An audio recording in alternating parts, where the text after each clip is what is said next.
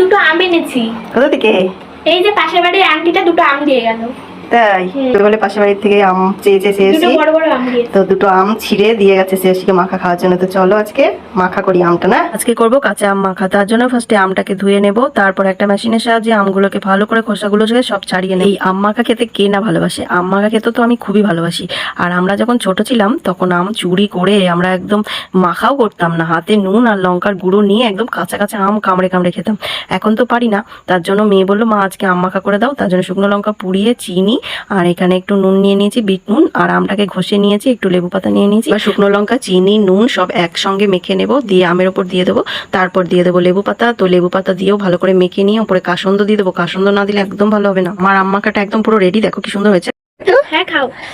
ও কার কার লোভ লাগছে কমেন্ট করো।